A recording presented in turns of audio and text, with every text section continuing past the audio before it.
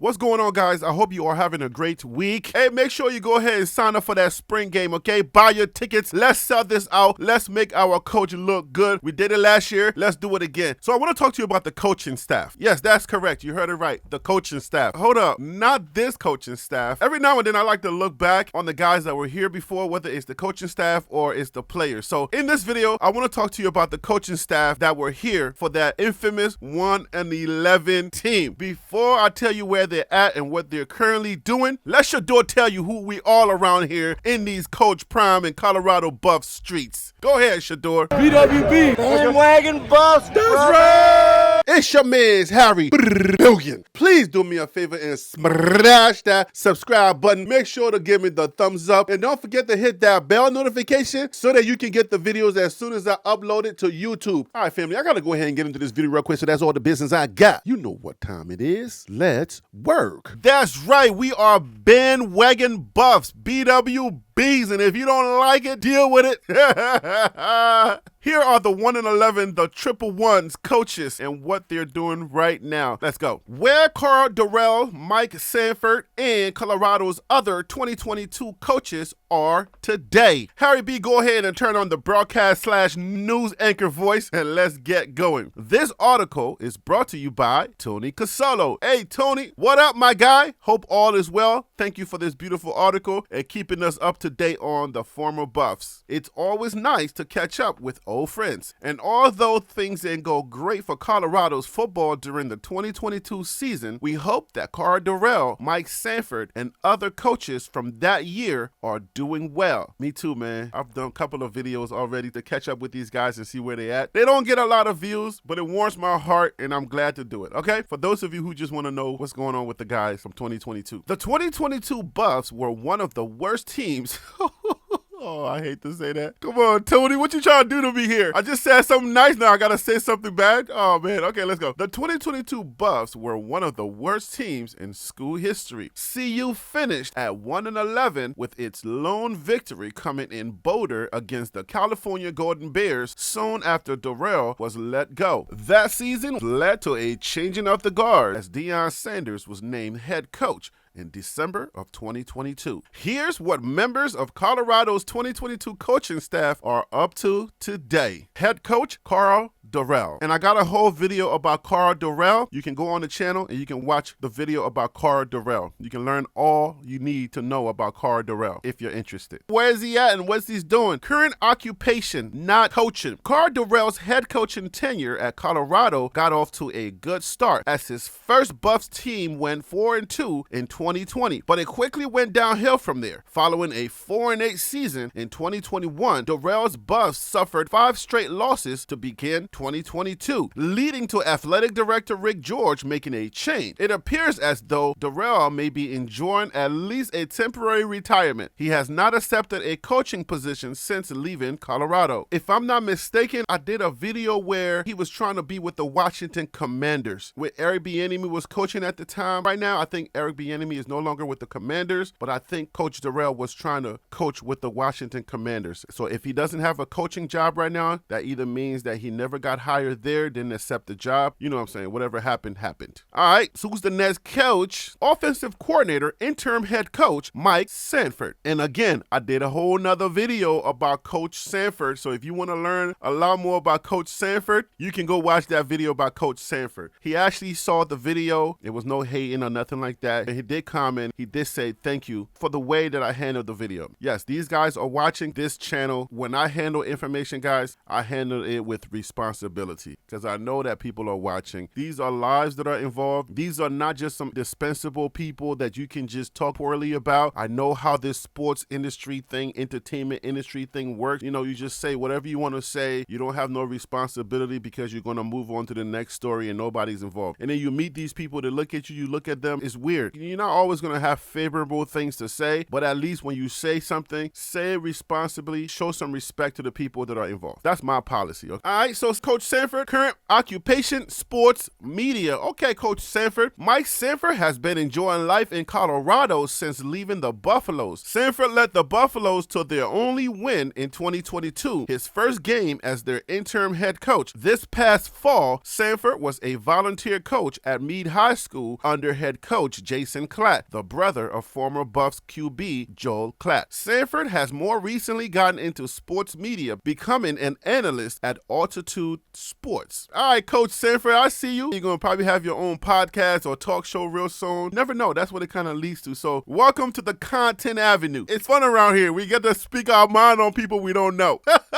We get to speak our mind and give our opinion on people we don't know, we never met. We think we know them. Welcome to the show, Coach Sanford. Good luck, man. I wish you well, for real, for sure. Defensive coordinator / defensive lines coach, Gerald Chatman. What up, Coach Chatman? What it does, what it's gonna be. You know what I'm saying? Current occupation, defensive line coach at Florida with the Florida Gators. Former Colorado defensive line coach / defensive coordinator, Gerald Chatman has been busy since leaving Boulder. Chatman has made two different stops in Louisiana, coaching at LSU and Tulane before being named the Florida Gators defensive line coach in December. Congratulations, Coach. I see you doing big things, all right? LSU's not bad, Tulane, I don't know, but Florida Gators, hey, that's a brand name to me, you know what I'm saying? LSU and Gators is a brand name. Y'all can tell me if Tulane is a brand name, but you know, the regular folk ain't gonna know too much about Tulane football. All right, but he's doing well. That's what's up. Congrats, man. Wide receivers coach Phil McGeoghan. What up, Coach Phil? What up, Coach McGeoghan? What up with you, man? I see that look on your face. I see that look. Serious about your business.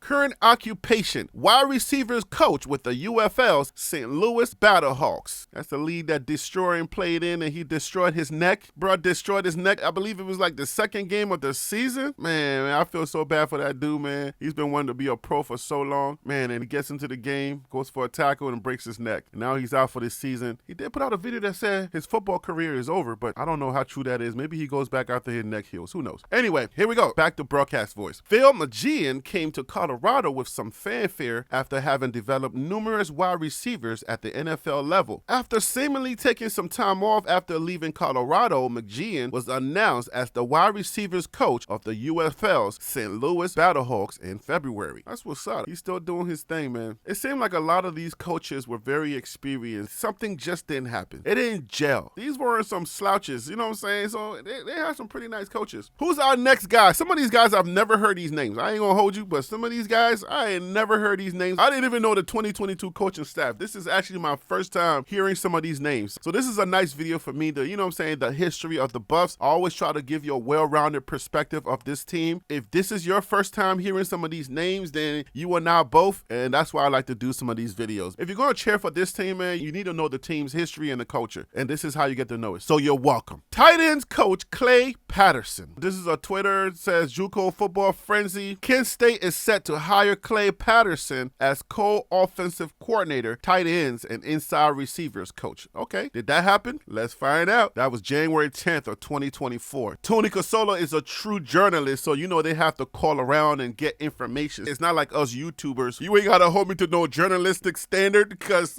this is for entertainment only, okay? I do my best to try to be honest, transparent, and give you accurate information, but hey, it's an opinion-based show for entertainment, okay? Take it with a grain of salt. This is the reason why I read these articles, kind of give me some type of credence or some type of street creds in these here Boulder, Coach Prime, Colorado streets. We got some kind of street creds out here. Let's go, Harry B. You're talking too much. Back to broadcast voice. Current occupation, co-offensive coordinator / tight ends coach / inside receivers coach at Kent State. Sean Lewis, what you doing over there? It's a bunch of slashes going on. You ain't got the budget to take away one of those slashes? Budget must be tight over there. Co-offensive coordinator, 1. Tight ends coach, 2. Inside receivers coach, 3. Good Lord. They need to do some of those chicken dinners that Coach Prime is doing. Boy, anyways, I'm joking. Clay Patterson has made a couple of stops since departing Boulder, spending the 2023 season with the Southern Florida Bulls as their tight ends coach. He then became the Kent State Golden Flashes co-offensive coordinator / tight ends / inside receivers coach in January. He did get the job. All right, who's our next guy? Linebackers coach Chris Wilson. Houston Roughnecks. Did I read that right? Houston Roughnecks? Current occupation, defensive coordinator of the UFL's Houston Roughnecks. Okay, couple of coaches from the 2022 season that are now coaches in the UFL. That's not bad at all. That is not bad at all. Chris Wilson has several roles during his time at CU, earning the titles of linebackers coach, defensive lines coach, and defensive coordinator throughout parts of his tenure 2020 to 2022. Wilson has also gone the UFL route as he's currently the defensive coordinator of the Houston Roughnecks. Those are some interesting names for the UFL teams. Our next coach is offensive line coach Kyle DeVan. If he was black, he would probably go with DeVan. He's a pure old white bread. He's the DeVan. We're going with DeVan, brother. Current occupation, offensive line coach at Oregon State.